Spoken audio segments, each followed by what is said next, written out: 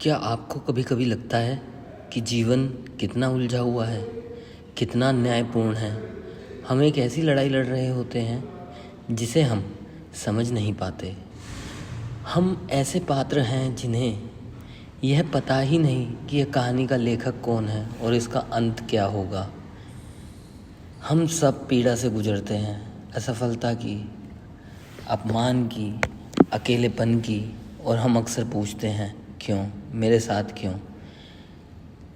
लेकिन क्यों हो अगर यह पीड़ा, यह संघर्ष जिसका कोई अर्थ नहीं दिखता, असल में एक बहुत ही गहरे, बहुत ही सुंदर नाटक का हिस्सा हो सकता है ना। क्या हो अगर आप सिर्फ एक पात्र नहीं बल्कि कुछ और भी हों। आज हम जीवन के इसी सबसे बड़े रहस्य को समझाने की कोशिश करेंगे जिसे हमारे संत और ऋषि लीला कहते हैं। जी हाँ, आपने सही सुना, लीला, माया, भ्रमजाल। लीला का अर्थ है दिव्य खेल। वेदांत दर्शन कहता है कि यह पूरा ब्रह्मांड, यह पूरी सृष्टि उस परम चेतना जिसे आप शिव, प्रभु या ब्रह्मांड कह सकते हैं का एक खेल है, एक नाटक है। जी हाँ, ये पूरा का पूरा ही ब्रह्मांड, ये पूरी ही सृष्टि और इसमें शामिल हर एक कण में जो भी कुछ है, सभी कुछ, चारों ओर जितने मानव जो कुछ कर रहे हैं, जिस चीज़ में वो उलझे हुए हैं, जिस चीज़ को वो अपनी मंजिल मानकर जा रहे हैं, ईर्ष्या, द्वेष, इन सब में उलझा हुआ मनुष्य ये जान ही नहीं पाता है कि ये जिन सब में उलझा है यही वो माया है, यही लीला है प्रभु की, जिसके पार उसको देख पाने के काबिल बनना है, जिसके पार उसको देखना है।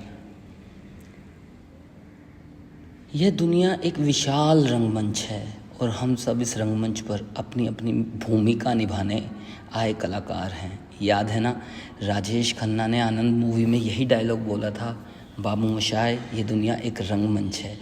जी हाँ, वह डायलॉग भी दर्शन से ही लिया गया था, वो भी एक फ़िलॉसफी ही है।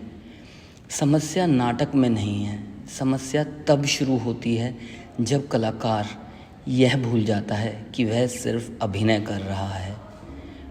जी हाँ, ध्यान दीजिए, अगर एक कलाकार जो एक भूमिका अदा कर रहा है किसी फिल्म में, किसी एक पात्र की, और वो यह भूल जाए कि मैं ये पात्र हूँ या मेरी आइडेंटिटी कुछ और है, मेरी पहचान कुछ और है, तो हो सकता है वो उस रोल में तो जान डाल देगा, पूरी तरह डाल देगा, लेकिन वह अपनी आत्मा से, खुद से दूर हो जाएगा। वह अपने पात्र से, अपनी भूमिका से इतना जुड़ जाता है कि उसे ही अपनी सच्चाई मान लेता है। जो गरीब का रोल निभा रहा है इस दुनिया में, वह खुद को सच में गरीब मानकर दुखी होता है। जो राजा का रोल निभा रहा होता है, वह खुद में यह मानकर अहंकारी हो जाता है कि मैं एक राजा हूँ। जो हारे हुए जुआरी का रोल निभा रहा है, वह खुद को सच में एक फेलियर मानकर आत्मग्लानि में, गिल्ट में डूब जाता है।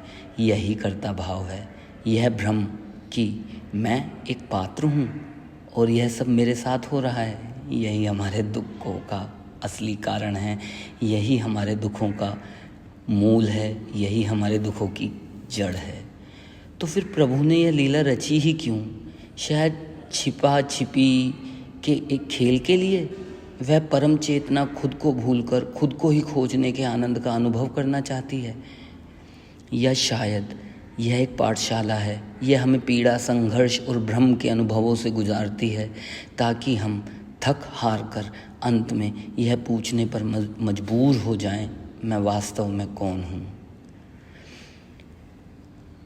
तो इतना दुख, इस दुख से, इस उलझन से मुक्ति का मार्ग क्या है?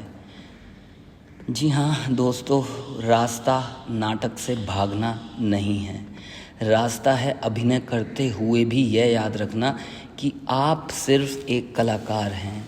वह पात्र आप नहीं, वह पात्र आपकी सच्चाई नहीं, आपकी सच्चाई वह कलाकार है जो कलाकार इस अभिनय को निभा रहा है रंगमंच पर। जी हाँ, रास्ता है अपने भीतर के दृष्टा को जगाने का। दृष्टा अपनी चेतना का वह हिस्सा है, जी हाँ, दृष्टा यानी कि आपकी चेतना, दृष्टा होना आपकी चेतना का वह हिस्सा है जो उस नाटक का पात्र नहीं है। वह जो शांति से बैठा हुआ एक दर्शक है, जो आपके रूप में पात्र को मंच पर अभिनय करते हुए देख रहा है। जब कोई पात्र का अपमान करता है तो दृष्टा जानता है कि यह सिर्फ एक दृश्य है और मुस्कुराता है। जब पात्र असफल होता है तो दृष्टा जानता है कि यह कहानी का एक मोड़ है, पात्र का अंत नहीं। जब आप इस दृष्टा भाव में स्थित हो जाते हैं तो आपको आपके रिश्तेदार, आपके सहकर्मी यानी कलीग्स आपके शत्रु नहीं बल्कि सह कलाकार लगने लगते हैं, जो अपनी अपनी भूमिका निभा रहे हैं। आपकी पीड़ा एक व्यक्तिगत त्रासदी नहीं बल्कि कहानी का एक भावपूर्ण दृश्य लगने लगती है और आप जीवन के हर कर्म को पूरी लगन से करते हैं, लेकिन उसके परिणाम के तनाव से मुक्त होकर, क्योंकि आप जानते हैं कि कहानी का निर्देशक कोई और है और वह सब संभाल लेगा। दुख से मुक्ति नाटक से भागने में नहीं है, मुक्ति यह याद रखने में है कि आप सिर्फ एक पात्र नहीं, आप नाटक के साक्षी भी हैं। यह चैनल उसी यात्रा के बारे में है। मैं खुद इस रास्ते का एक साधक हूँ और मैं यहाँ अपनी यात्रा के अनुभव साझा कर रहा हूँ। आज क्या आप अपने जीवन की किसी एक घटना को, किसी एक संघर्ष को एक लीला की तरह देख सकते हैं? उस पात्र को पहचानें जिसे आप मैं कहते हैं और फिर शांति से उस पात्र को देखने वाले दृष्टा को महसूस करने की कोशिश करें।